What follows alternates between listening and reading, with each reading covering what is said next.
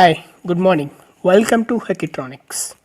In the previous tutorial, you learned about the very basics of microprocessors and microcontrollers. In this tutorial, I will introduce you about AVR.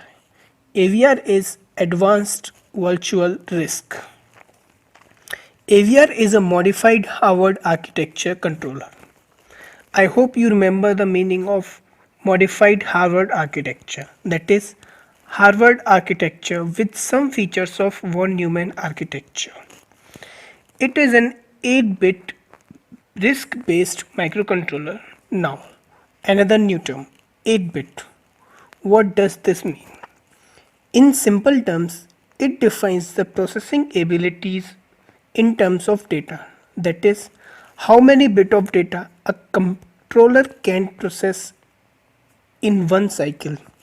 You might have heard about 32-bit or 64-bit OS. What is it? It represents the processing ability, that how many bits an operating system can process in one time.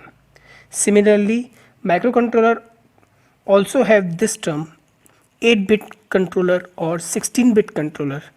This digit represents the processing ability of the particular controller. Thus, AVR can process 8 bits per cycle. It was developed by Atmel in 1996. Atmel manufactures a large number of microcontrollers and they are classified into different families. Now we will take a short look at these families. The first one is Tiny AVR.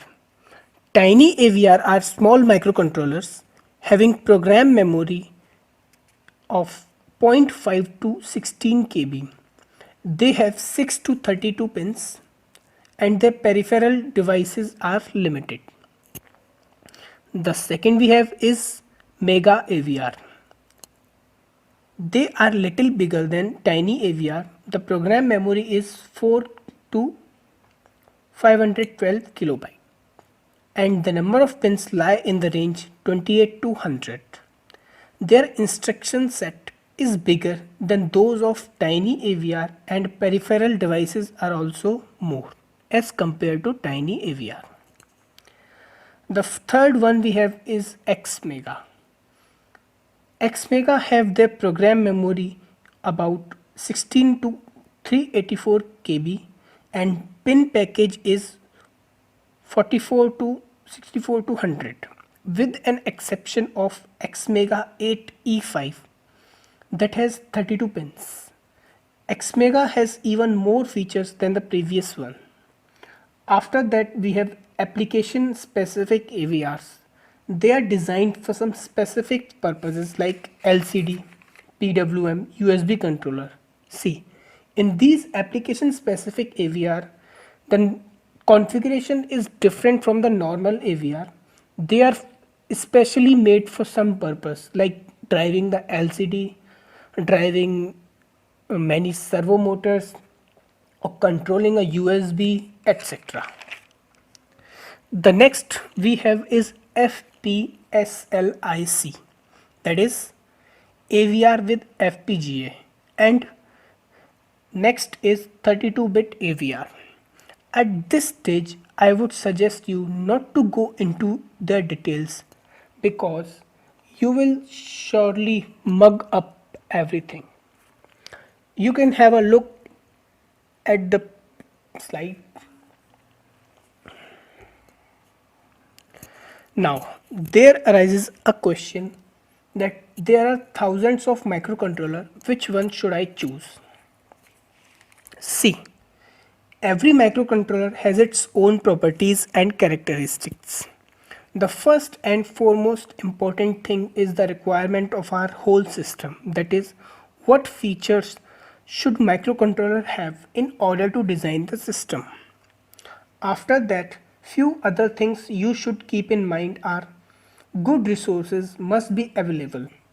It should be economical, simple in design and easy to program. ISP, that is in-system programmability. I will tell you later about that.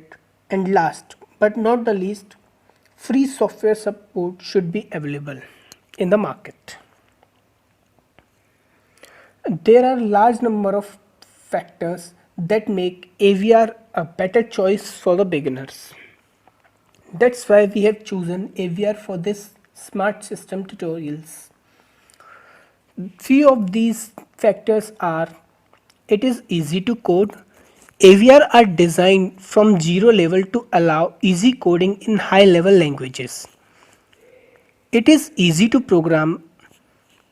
In AVR, the combination of on-chip programmable memory and ISP, that is in-system programmability interface, makes the transfer of code simple and easy to the chip.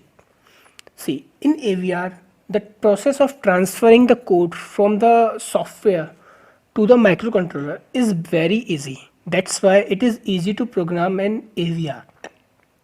The third is that it is very powerful and inexpensive. They have clocks up to 16 MHz and space up to 128 kilobytes of flash memory, 4 KB of EEPROM and SROM at cheaper prices.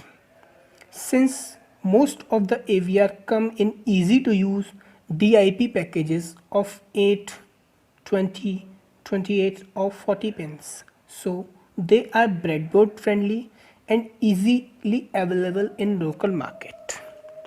So that's why AVR is a better choice for the beginners and hobbyists.